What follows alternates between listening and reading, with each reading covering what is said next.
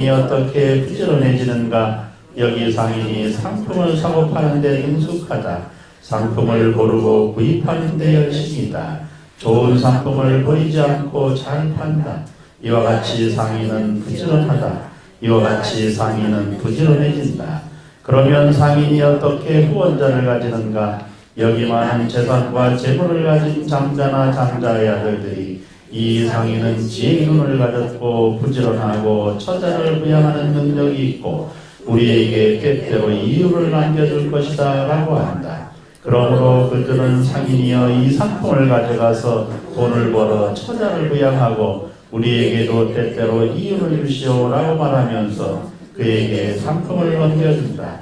이와 같이 상인이 후원자를 가진다. 수행승들이여 이러한 세 가지 특징을 가진 상인은 머지않아 재산이 많게 되고 가득하게 된다. 예.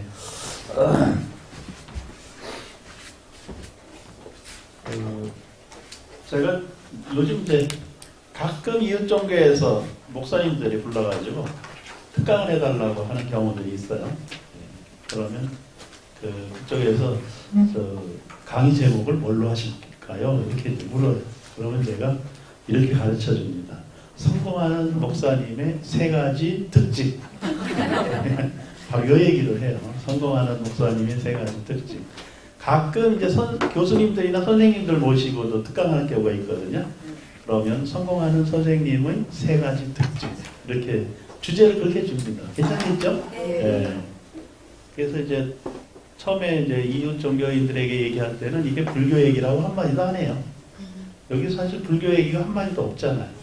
부처님이 가르침이기 때문에 불교지, 부처님께서 뭐 이거 믿으라 강조하고 이걸 믿지 않으면 불자가 아니다 이런 말씀이 없잖아요. 그러니까 그 얘기는 뭐냐면 부처님의 가르침, 곧 불교는 그 불자에게만 해당되는 게 아니라 모든 사람에게 보편적으로 해당된다는 거예요. 그래서 이제 이게 그 불교가 가지고 있는 굉장히 중요한 특징이기도 합니다. 그래서 불교는 믿음을 강조하지 않는다. 그러나 시간이 지나면 무너지지 않는 청정한 믿음을 얻게 된다. 저절로 자연스럽게.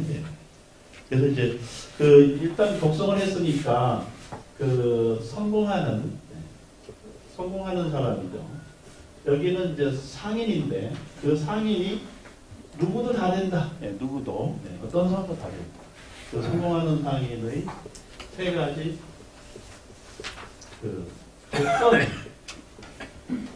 조건도 되는데 특징도 된다.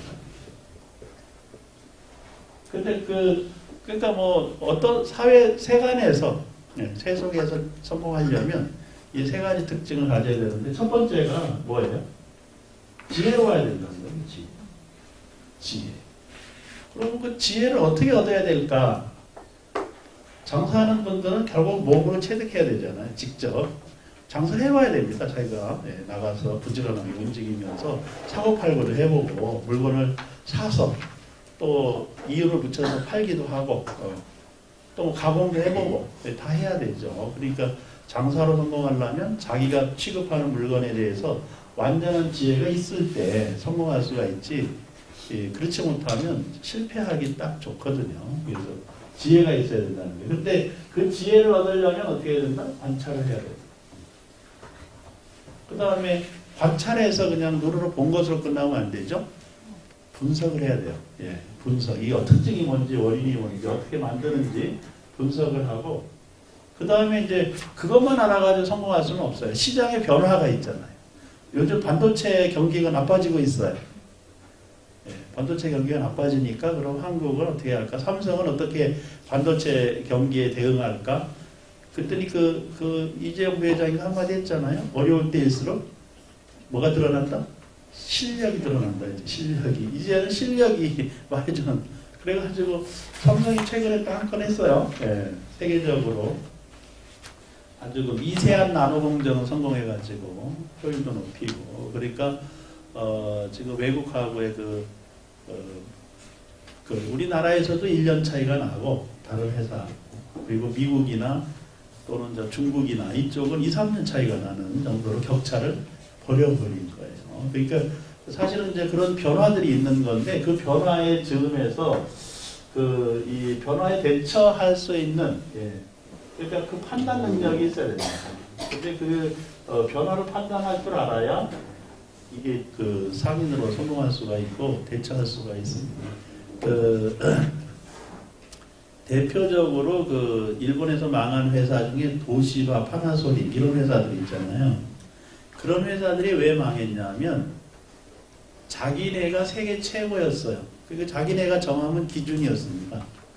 그래서 자기네가 정한 기준을 그냥 밀고 가고 고집을 했어요. 뭘 하지 못했다? 변화를 제대로 판단하지 못한 거예요. 포기할 때도 포기하는 게 필요한데 포기를 못했죠. 그래서 바꿔야 되는데 못 바꿨어요. 그래서 어떻게 됐습니까? 회사가 망해버렸어요. 망해버렸어요. 근데 이제 일본 회사들 중에 안 망한 회사가 저도 종종 애용하는 캐논이라는 카메라 회사 있죠? 그러니까 니콘이라는 회사 둘 다 쌍벽을 이루는데 다 이제 일본에서는 시기적절하게 대응하면서 변화를 끌고 갔다. 그 변화를 주도해가면서 끌고 간 거죠. 근데 캐논이라는 카메라는 캐논이라는 말이 관음이라는 뜻이잖아요. 관세음보살. 모르셨어요? 우리는 모르는 게 너무 많아요. 캐논 카메라에 우리 캐논 이렇게 쓰고 다니잖아요. 일본의 캐논 회사를 만든 창업자가 이거는 관세음보살의 눈으로 세상을 찍는 거다. 그런 뜻 하잖아요. 해석이. 그래가지고 관음이라고 한자로 썼는데 관음이라고 하니까 이제 세계로 나가는데 종교적 벽도 있고 하니까 그냥 캐논, 그 일본말 발음을 그대로 쓴 거예요. 캐논. 그래서 우리는 캐논이 관세음보살인 줄 모르잖아요. 그래도 제가 메고 다닙니다. 자랑스럽게. 누가 좋은 거 메고 다니셨네요. 그러면 제가 한마디 붙이지. 제가 관세음보살님을 메고 다닙니다. 이렇게. 저도 일제 카메라 쓰니까. 근데 요것을 또 어디서는 여기다가 제국주의 일본 일제 잔재라고 딱지를 붙여준다 그래가지고 또 이거 붙여야 되나 말아야 되나 지금 고민 중이에요. 지금 제 얘기가 무슨 얘기인지 모르시는 것 같아요. 모르시죠? 모르는 게 좋아. 근데 뉴스 보면 알아요. 나중에. 요즘 시끄러워가지고. 그 다음에 네 번째는 실천이라고 하는 실천. 그러니까 이제 지혜를 얻으려면 우선 잘 관찰해야 된다. 그래서 이 지금 관찰하고 분석하고 판단하고 실천하는 지혜를 불교적으로 부처님께서는 뭐라고 얘기하셨느냐 하면 사성제라고 표현하셨어요. 그러니까 바꿔 얘기하면 지혜를 얻으려면 뭘 공부해야 된다? 사성제를 공부해야 된다. 사성제가 뭐예요? 고집멸도라고는 불교대학 나온 분은 다 알아. 이거 다 가르쳐주니까. 그런데 그 고집멸도가 왜 성스러운 진리가 되느냐? 고성제라는 게 이것이 괴로움이다라고 어떻게 하라는 거예요? 이것이 괴로움이라고 어떻게 하라는 겁니까? 있는 그대로 관찰해라 해요. 이것이 괴로움의 원인이다. 그 원인의 가장 큰 게 집착이다라고 뭐하라? 원인을 분석하라. 이해되시죠? 그래서 성스러운 지혜가 되는 거예요. 이것이 괴로움의 소멸이다라고 변화를 판단해라. 그 다음에 이것이 괴로움의 소멸에 이르는 올바른 길이다라고 어떻게 실천해라. 그러면 네 가지가 지혜가 돼요. 관찰하는 지혜, 분석하는 지혜, 판단하는 지혜, 또는 실천하는 지혜. 이렇게 네 가지 지혜가 되고 그것을 갖추면 세상에 어디 나가서도 전혀 배우고 경험하고 공부하지 않은 전혀 생소한 화성에 떨어지든 금성으로 가든 간에 거기서 적응하면서 뭐를 찾아낼 수 있다? 지혜를 찾아낼 수 있다. 생존하는 지혜를 찾아낼 수 있고 거기서 번영과 발전의 지혜를 찾아낼 수 있다.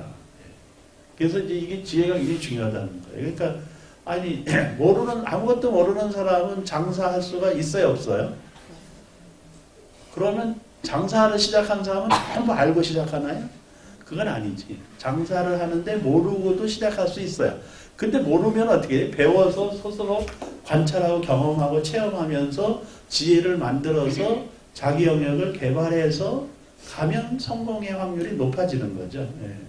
그래서 아무것도 모르는 사람도 장사를 할 수가 있는데 지혜가 없으면 시행착오가 크고 지혜가 있는 사람은 전혀 모른다. 그럼 어떻게 해요? 아는 사람한테 가서 배우면서 또 관찰하고 분석하고 판단하고 실천해서 내가 언제쯤 장사해야 될까? 이것을 이제 생각해내야 되는 거죠. 그래서 이 사성제라고 하는 것이 지혜를 체득하는 굉장히 좋은 부처님의 가르침이고 반드시 알아야 될 이 진리입니다. 진리. 예. 그런데 그것이 지혜로 실현되려면 관찰하고 분석하고 판단하고 실천하는 것과 연결이 돼야 된다. 누가 그렇게 얘기했어요? 이건 제가 한 말입니다. 사성제는 부처님께서 하신 말씀이고 그것을 해석한 것은 이렇게 네 가지로 해석한 건 저예요. 판권이 저한테 있으니까 앞으로 말씀하실 때마다 로열티 내는 거 아시죠? 마음으로 내시기 바랍니다. 두 번째는 근면해야 된다. 부지런해야 된다. 그래서 직접 자기가 해봐야 된다. 이건 자기가 직접 체험해야 된다. 체득.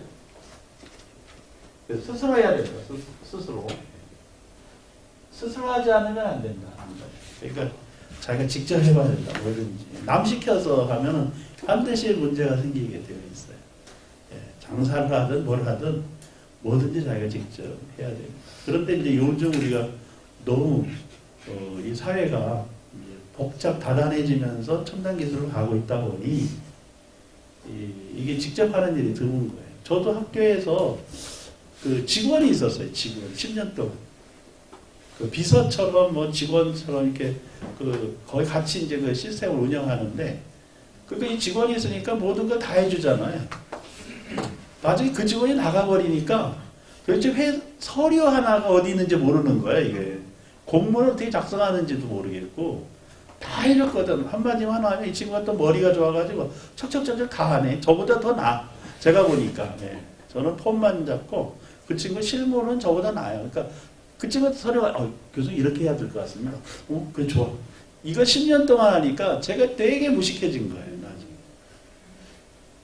제가 또 한 분 모시고 삽니다, 집에. 그분이 모든 걸 다 해줬어. 옷도 다 사주고, 넥타이는 이런 게 좋겠다. 양말은 이런 색깔이 좋고, 이때는 이렇게 입어라. 근데 어느 날부터 이분이 저한테 관심이 없어져가지고, 이제 신경을 안 쓰니까, 이제 내가 해야 되는데, 세상에, 은행에 가서 어떻게 일 봐야 되는지도 모르고, 은행 가니까 직원이 이상하게 생각해. 아니, 왜 저 사람이 이거 이해를 못할까? 사인하세요? 왜 해야 되는지 모르겠고, 그 읽어봐야 되니까 시간이 오래 걸리잖아요. 사실 그냥 사인만 해주면 되는데, 하라는데. 그게 직접 안 해보니까 문제가 커요. 그래서 어느 회사의 중역들이 그 퇴직할 때 제일 먼저 가르치는 게 은행 가는 일이면서요. 은행 창구에 가서 어떻게 우리나라 최고의 대기업의 중역이 정년 퇴직할 때 제일 먼저 그거부터 가르친다는 거예요. 카드 어떻게 만들고.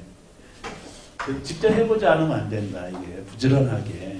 그래서 그 다음에 세 번째가 있어요. 이게 여기 이제 가르침에서는 후원자를 가져야 된다 이렇게 얘기를 했습니다. 후원자. 그 얘기는 뭐냐면 신뢰를 얻어야 된다. 신뢰가 있어야 후원자가 생기죠.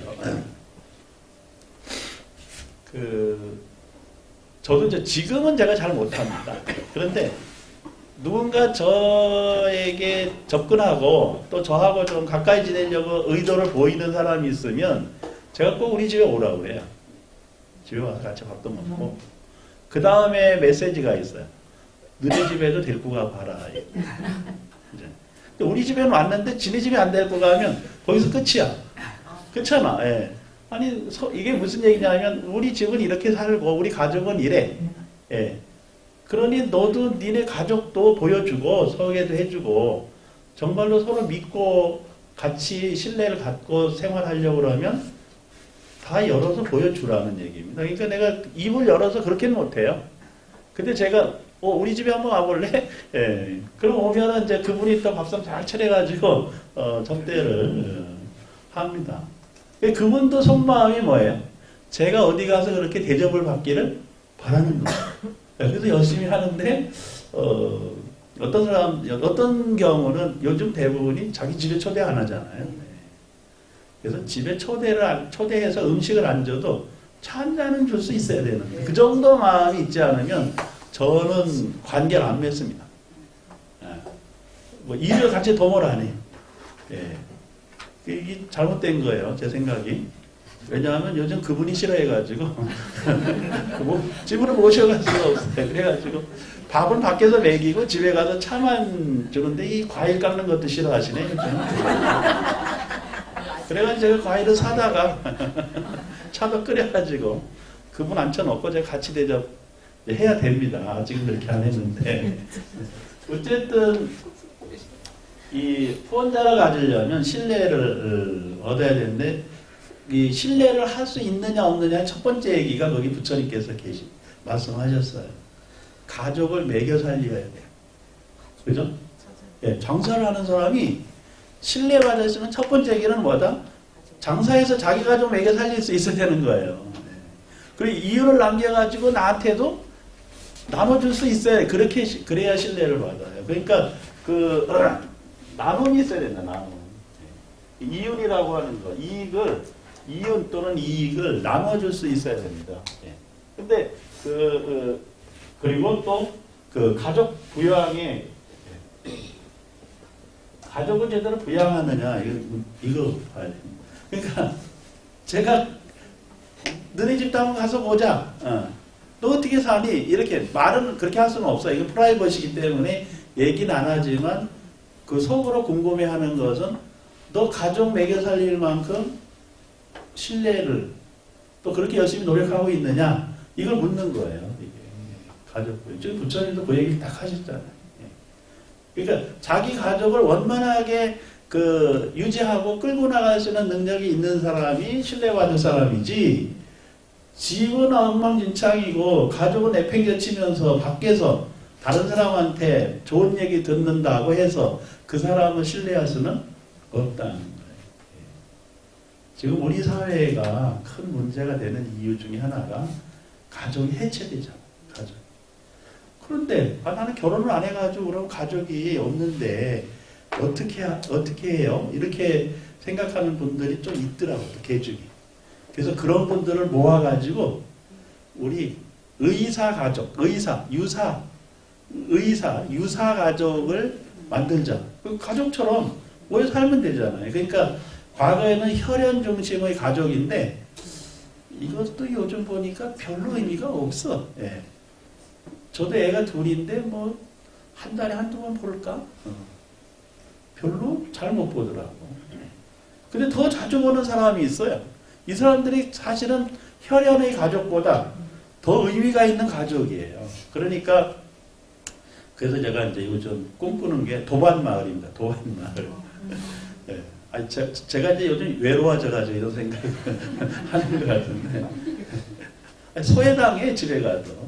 그러니까, 아니야. 이게 나를 이해하고 서로 같이 불교를 공부하고 하는 사람들이 도반으로 마을을 이루어서 이렇게 공동체도 만들어가지고 신행활동이나 이런 것도 좀 함께 하기도 하고, 따로 또 프라이버시도 유지가 되면서 또 필요하면 함께 할 수 있는 그런 공동체가 필요하지 않을까. 이런 걸 꿈꾸면서 지금 이제 만들어 가려고 합니다. 그래서 사람들도 모집하고, 우리 집 이렇게 서로 좀 지어가지고, 절 밑에 사하촌 만들어서, 법당에 가서 같이 신행활동도 하고, 뭐 이렇게 일 있으면 서로 도와주고, 같이 밥도 먹다가, 또 혼자 있고 싶으면 따로 또 하고, 뭐 이렇게 자유로운 그런 이제, 유사한 한자로서 의사가족인데, 예, 새로운 가족 공동체가 필요하다라고 생각을 합니다. 그래서 뭐 가족이 없다고 해서 서운해할 필요는 없습니다. 제 얘기 듣고 제가 대책을 세워놨으니까.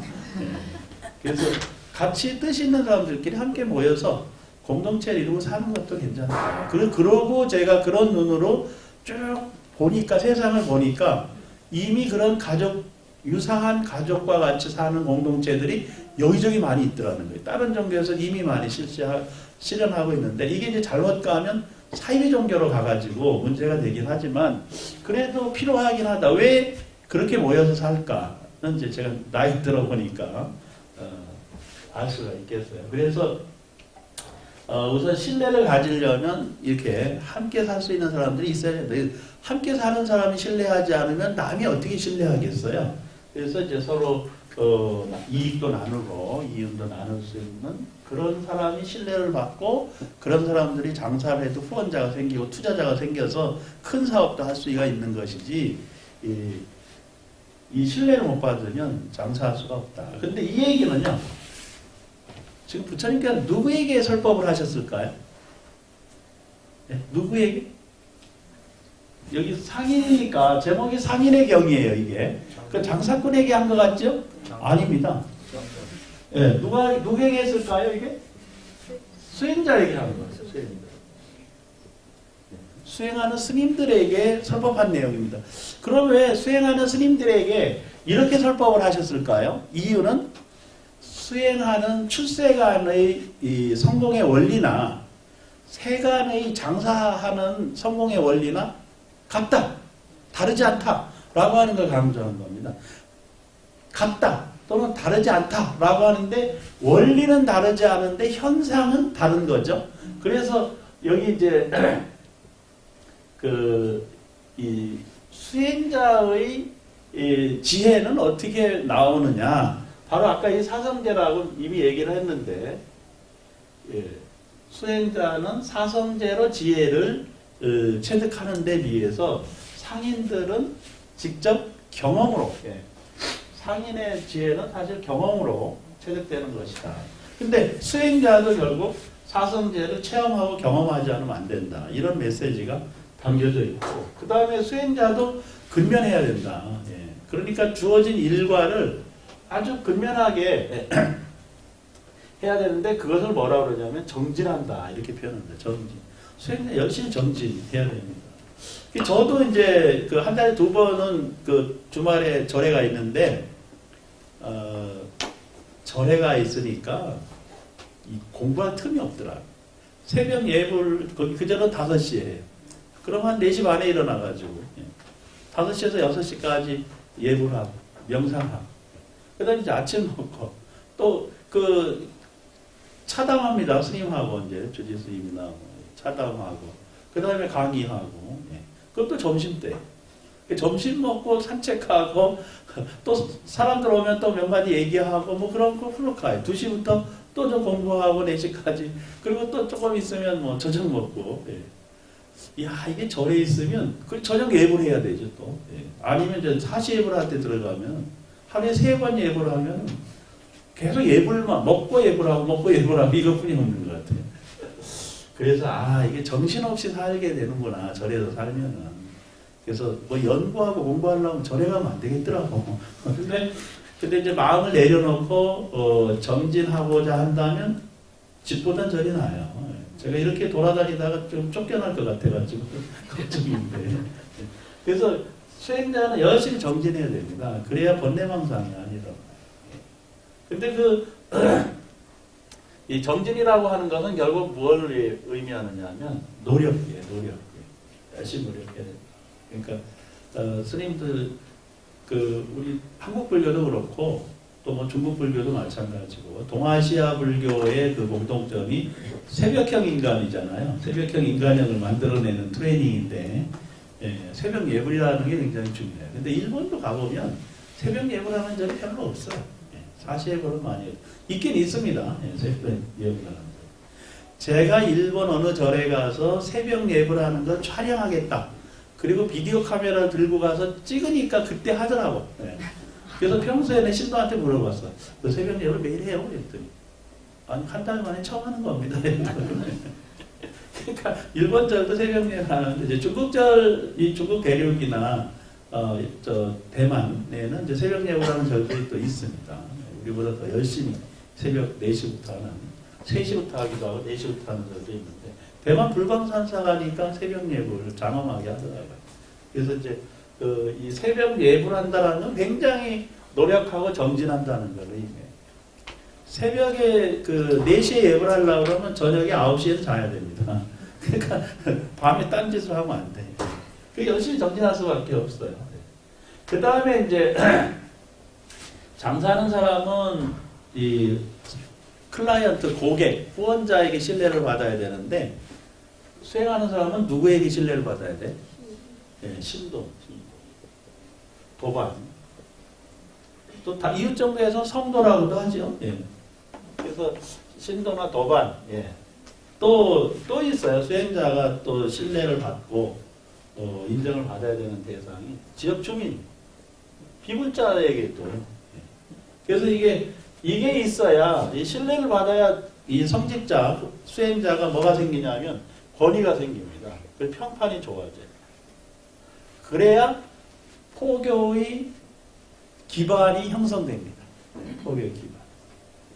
제가 이제 저는 1990년부터 승가리에 들어가서 포교를 연구했는데 그때만 해도 90년대에서 2000년대 초까지만 해도 제가 스님들이 포교 어떻게 해야 됩니까? 이렇게 이제 저한테 묻는 분들이 계셔요.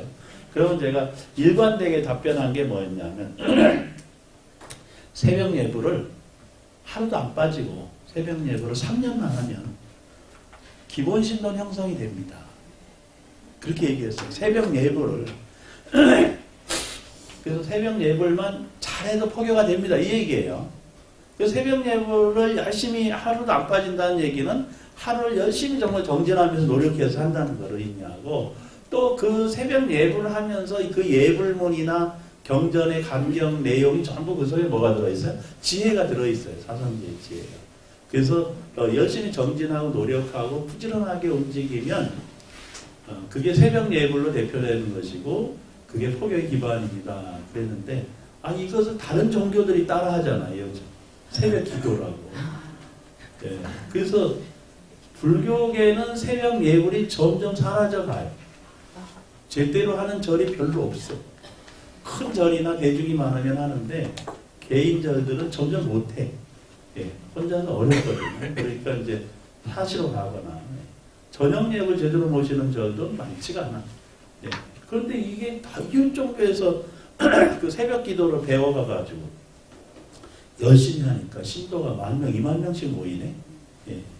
근데 이제 그래서 과거에는 새벽 예불만 열심히 하면 포교가 됩니다. 이렇게 말씀을 드렸고 그렇게 그 얘기가 틀린 얘기는 아니었어요. 그래서 그 당시만 해도 스님들 10분이 빈손으로 도심포교에 나서겠다. 그리고 시작을 하면 3년 정도 지나면 5분 정도는 기본 신도가 형성돼서 이제 활동을 했는데 지금은 10분 중에 1분이 성공하기도 어렵고 100명 중에 한 2명, 3명 꼴로 포교가 어렵습니다. 한국 사회에서는. 그래서 이제 포교의 그 방법이 바뀌어져야 된다. 이런 얘기를 요즘 해요. 그래서 스님들도 전문성을 가지고 신도를 이끌어나갈 수 있는 정신적 지도력을 갖지 않으면 포교가 안 됩니다. 이제 이렇게 요즘은 얘기를 하는데 어쨌든 이 목사님들한테 이거 얘기하니까 누가 제일 좋아하냐면 목사님 사모님들이 제일 좋아하더라. 네, 목사님 사모님들이 박수 막 치고 이 강의 듣고는 끝에 내가 얘기했죠. 이거 제대로 공부하시려면 니까야라는 책을 보라고 이랬잖아요. 니까야가 뭐니? 그래서 부처님 말씀을 기록해놓은 불교 경전이다. 설명을 해줘요. 안 그따라 니까야 제3권에 있습니다. 이 내용이. 예. 그런데 사리불 존자가 이걸 부처님 설법을 들었어요. 그래서 부처님 설법을 듣고 실제로 그런지 궁금했어요. 실제로. 이 3가지 조건을 다 지키면 정말로 성공하는 상인이 나오는지 궁금했어요. 그래서 이 사리불 존자가 그 저작거리에 장사하는 사람들을 탁발하면서 매일 관찰을 했습니다. 매일 관찰을 매일 해보니까 이게 딱 들어맞는 사람이 있고 들어맞지 않는 사람도 있는 거예요. 어떤 사람은 똑같이 3가지를 다 갖춰가지고 열심히 하는 장사꾼들인데 어떤 사람은 대박나는 사람이 있고 어떤 사람은 쪽박 차는 사람이 있어요. 어떤 사람은 조금씩 이익을 남기는 사람이 있고 어떤 사람은 점점 미치는 사람이 있는 거예요. 그러니까 이렇게 똑같은 조건을 가지고 열심히 하는데도 어떤 상인의 몇 종류가 있다? 4부류가 있다는 게 4부류가. 어떤 사람은 똑같이 하는데 대박나고 어떤 사람은 똑같이 노력하고 하는데 쪽박 차고 어떤 사람은 조금씩 이익 남기고 겨우 어떤 사람은 조금씩 손해를 보고 계속 미쳐가고 있고 그래서 결국 시간이 지나면 망하는 길로 가는 포기해야 되는 이런 사람들이 있다. 이 차이가 왜 일어날까요? 라고 부처님께 질문을 한 내용이 있습니다. 궁금하시죠? 예. 다음에 저를 초청하면 예, 제가 나눠드린 그 자료에 답이 있어요. 장사회경에 예, 그 자료가 있습니다. 예, 답은 그거예요. 공덕의 차이다. 예, 공덕의 차이다. 오늘 내가 지혜롭고 근면하고 신뢰를 받고 열심히 일한다고 해도 그 공덕은 지금부터 쌓아가는 것이지 과거에 지어놓은 공덕이 지금 나타나기 때문에 지금 이렇게 한다고 해서 지금 잘 될 수는 없다는 거예요. 이거는 뭐가 걸린다? 시간이 걸린다. 공덕이라는 건 축적이 돼서 미래로 나타나는 것인데 지금 내 모습은 어떻다?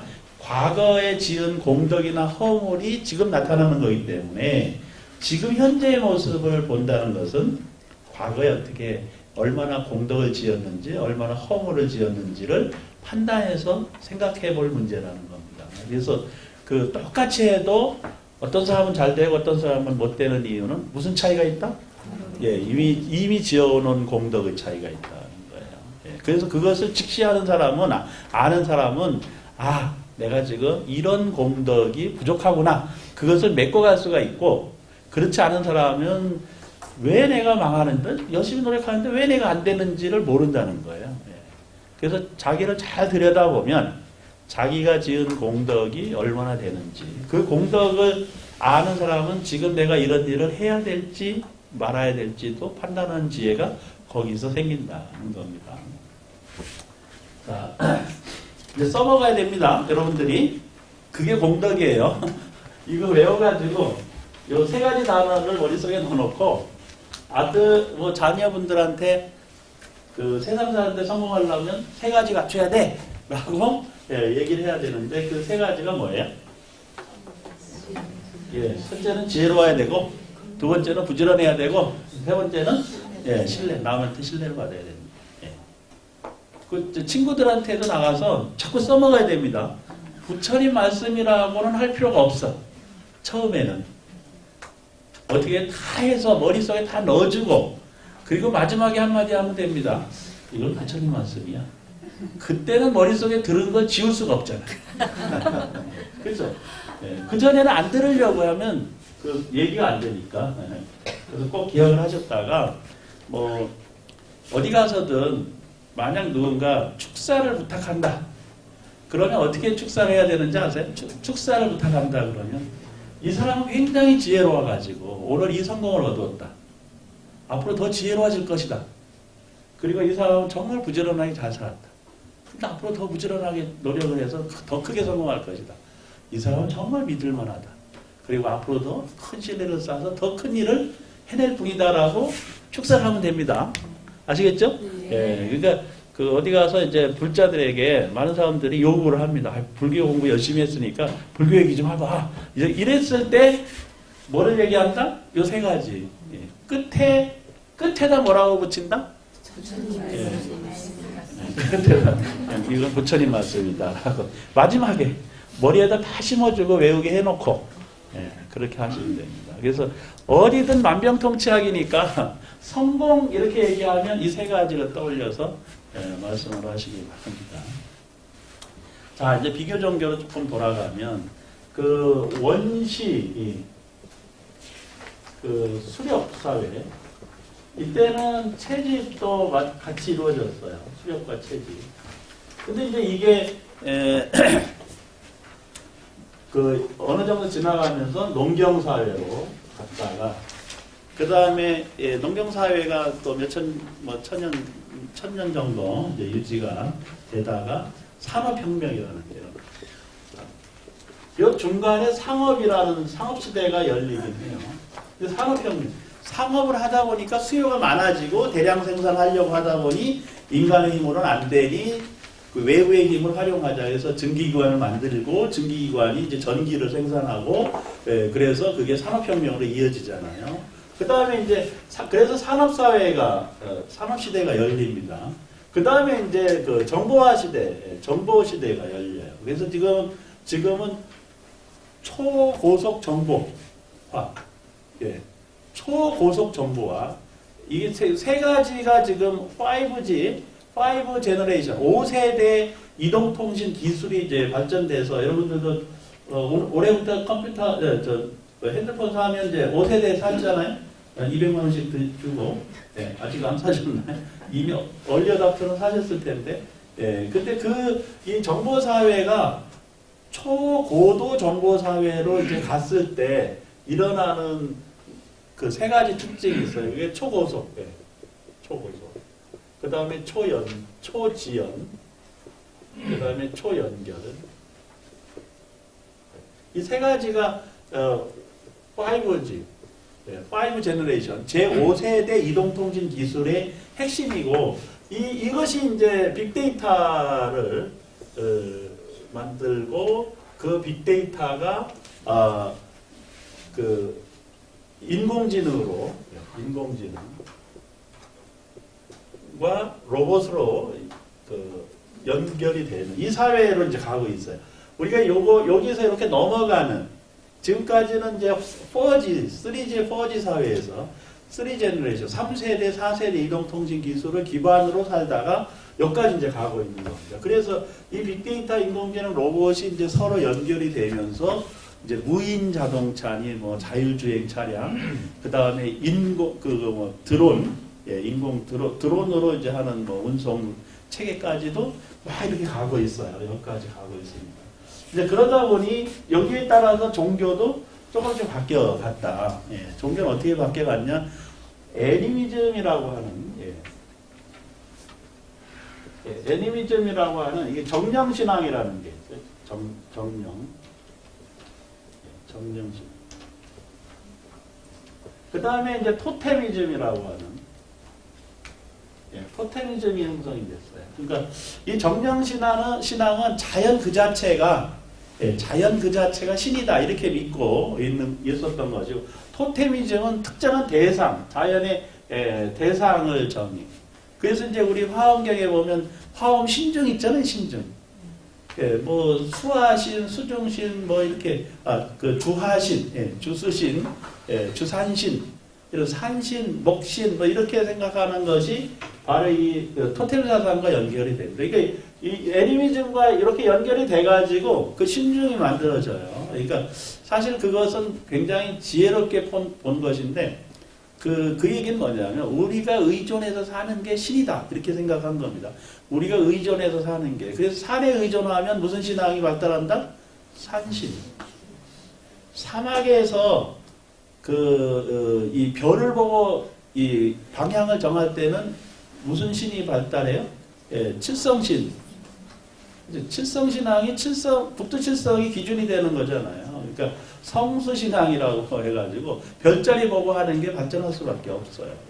그 다음에 이제 그 농사 짓고 어업하고 하는 사람들은 농사나 어업에 크게 영향을 미치는 게 뭡니까? 달입니다. 그래서 달과 관련된 신앙이 있고, 그 다음에 이제 그 생명의 움트고 이렇게 봄에 새싹이 일어나고 뭐 또 그 가을에는 낙엽이 떨어지고 하는 것은 누가 만들어요?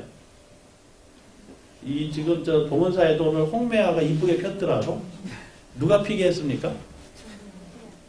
모르세요? 제가 어제 밤에 와서 다 피게 해놨는데.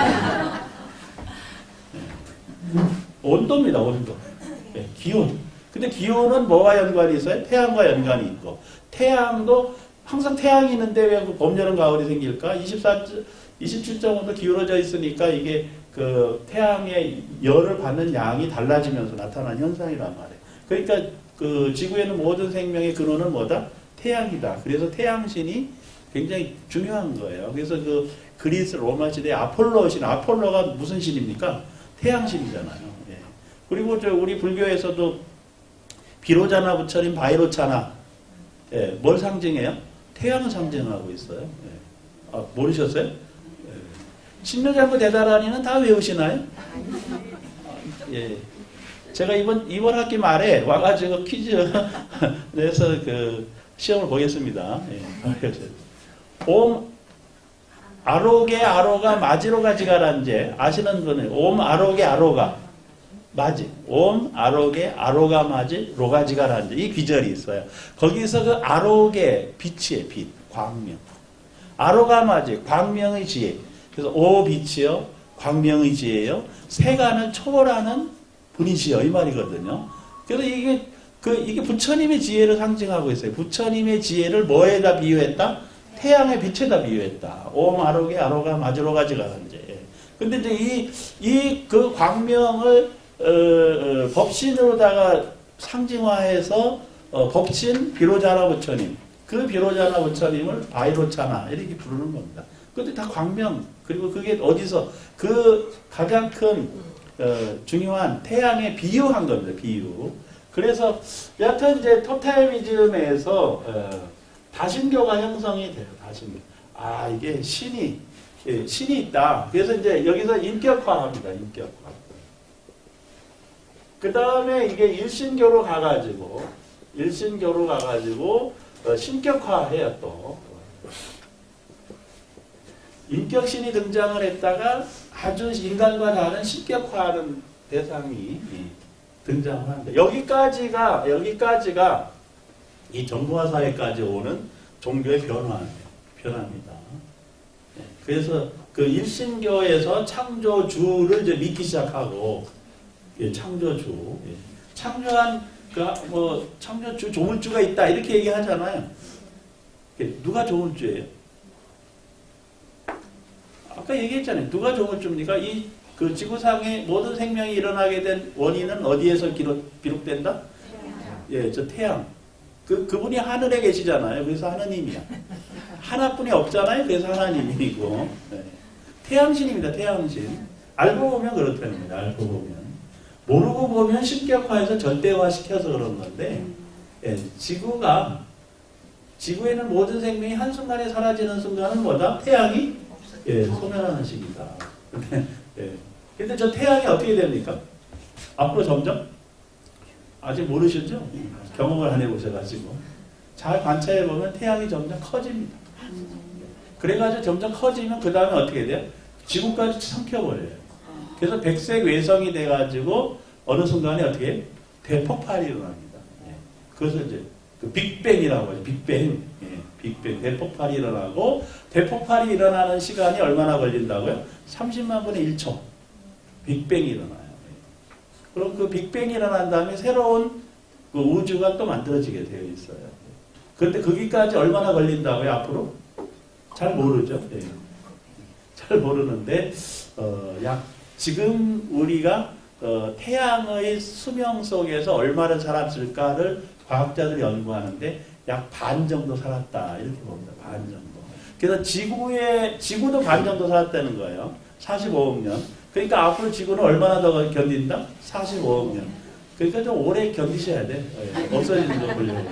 태양이 완전히 없어지는 데는 태양이 지금 100억 년 이상 살았으니까 앞으로 얼마 더 걸린다? 100억 년 정도 더 있으면 태양도 없어진다. 은하계는 한 그 200억 년 정도 됐다는 거예요. 그러니까 앞으로 200억 년 지나면 은하계도 또 사라진다는 거예요. 은하계가 사라지면 소우주가 또 있어요. 거기 소천세계, 중천세계, 대천세계로 쭉 연결되는. 그래서 이제 너무 먼 미래니까 우리가 걱정을 안 해도 되고, 관심을 안 줘도 되죠. 불안하지 않아도 되지만, 그러나 이 얘기는 뭐냐면 사회는, 세상은, 자연은 그렇게 끊임없이 변해간다. 이걸 의미해요. 그런데 이제 초고속 정보사회 이런 게 등장을 하면서 드디어 인간이 넘지 말아야 될 선을 넘어버렸어요. 지금까지 모든 생명은 자연의 섭리에 의해서 만들어지고 소멸해 갔습니다. 자연의 섭리에 의해서 만들어지고 소멸해 갔어요. 우리들도 그렇게 태어났고 또 그렇게 사라지게 되어 있는데, 앞으로는 그렇지 않은 도깨비 신부가 나타날 가능성이 높다. 도깨비 신부라는 드라마 있었죠? 공유도 나오고. 거기 보면은 나이가 뭐 500년, 700년. 소원이 뭡니까? 500년 산 사람의 소원이 어떻게 하면 빨리 죽는가가 소원이야. 그래서 지금 이제 호모데우스라고 하는 이 책이 나왔잖아요. 읽어보셨어요? 호모사피엔스, 호모데우스. 그 유발 하날이라고 하는 사람이 있어요. 책이 있어요. 그 호모데우스라는 말이 뭐냐면 신이 된 인간이라는 뜻이에요. 신이 된 인간. 인간이 신의 영역, 그러니까 창조 영역에 들어갔어요. 그 얘기는 뭐냐면 인간이 생명을 창조할 수 있는 능력이 되어버렸다는 거예요.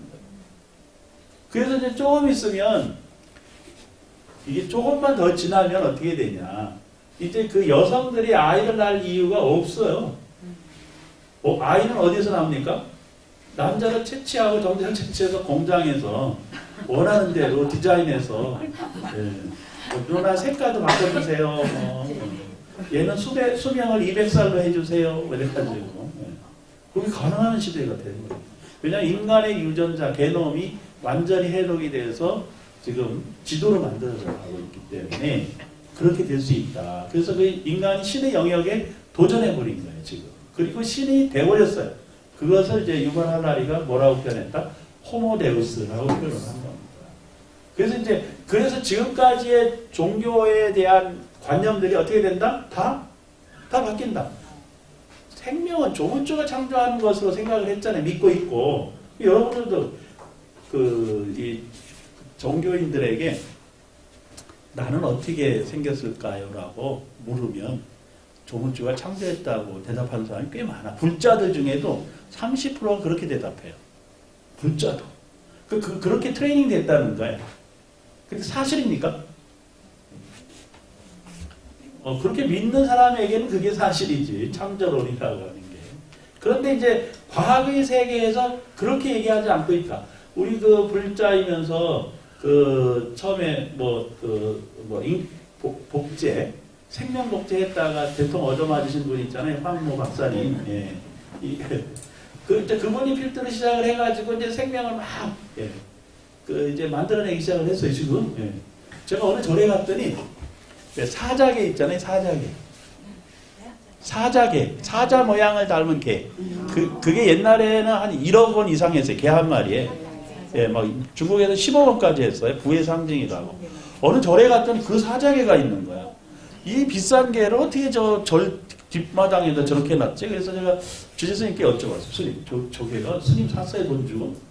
내가 샀다고 그러면 아니 신도들이 돈 갖다 주는 거 가지고 개사게 생겼습니까? 이렇게 따지려고 정색을 하고 저 개 스님이 사셨어요? 그랬더니 웃으면서 아닙니다. 황우석 박사 갖다 주셨어요. 어떻게 복제했는데 한 마리 남아가지고 갖다 줬대. 예. 그래서 절의 뒷마당에 복제개가 있더라고. 복제개가. 그 얘기는 뭐냐면 지금 인간이 생명을 만들 수 있는 인간까지도 만들 수 있는 단계는 이미 다 와버렸다는 거예요. 다 와버렸다. 그리고 이제 저도 요즘 눈앞에는 파리가 날아다니고 귀에는 매미 소리가 들리죠. 제 얘기 듣고 웃는 분은 비슷한 현상이 있는 거야. 다 공감하는 분들인데. 근데 이제 저희 아버지가 86세에 돌아가셨는데 한 75세쯤 되니까 이제 증세가 나타나셔가지고 보니까 눈도 싹 한번 밀어버리니까 안경 안 쓰고 너무 잘 보이시는 거예요. 그동안에 침침해서 안 보인다 그러더니 저보다 더 잘 보이죠. 어느 날 갔더니 막 소곤거리는 소리까지 다 듣고 계시더라고. 귀가 안 들린다고 소리 빽빽 지르시던 양반이 보니까 귀 속에다가 보청기 딱 끼니까 얇군요.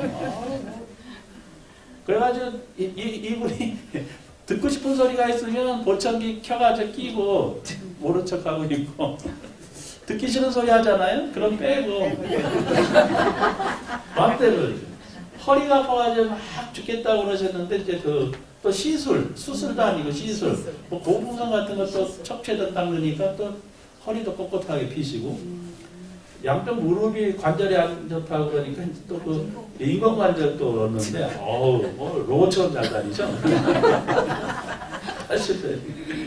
돌아가셨지만 그러니까 이게 벌써 우리 아버지가 이 현대의학에 엄청난 혜택을 다 보고 사셨어요.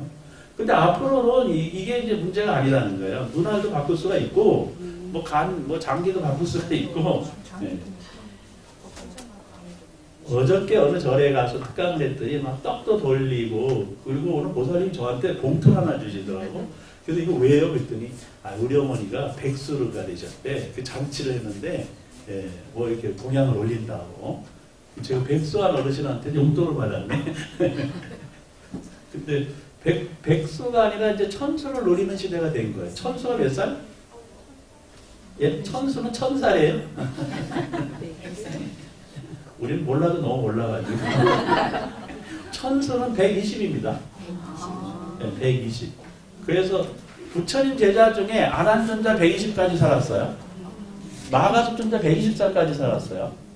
그 다음에 그 지게제일 우바리 존자는 147살까지 사셨답니다. 네. 제가 안 봐서 잘 모르겠지만 그런 기록이 있어요. 147살.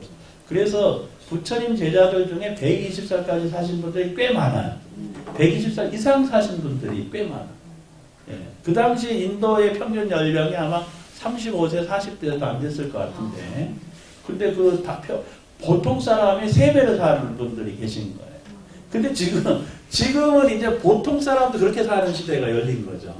그래서, 그러면 이렇게, 이제 일신교의 이런 문제가 다 드러나서, 과학적으로 검증이 돼서, 이제는 그런 소리 하지 마라. 그러니까 종교가 설 자리가 점점, 없어져 버리는데, 그러면 종교가 사라질까요? 아닙니다. 그럼 이 다음의 종교는 뭘까요? 이 다음의 종교. 예, 이 다음의 종교가 뭐냐면 지혜의 종교. 지혜의 종교. 그래서 이제는 뭘 믿느냐가 중요한 게 아니라 어떻게 자기가 지혜를 체득하느냐가 굉장히 중요한 시대가 온다. 그 지혜를 체득하는 데 필요한 걸 우발할라리는 뭐라고 했어요? 뭐를 하라? 예, 명상을 하라. 예, 명상. 예, 명상 속에 답이 있다. 그래서 전 세계, 서양에, 예, 아주 지적 수준이 높은 사람들, 과학자들, 무신론자들, 예, 그리고 종교를 거부하는 사람들까지도 뭐에 빠지고 있다? 명상에 빠지고 있다. 예. 그래서, 이제 이런 명상교가 생긴다. 명상교.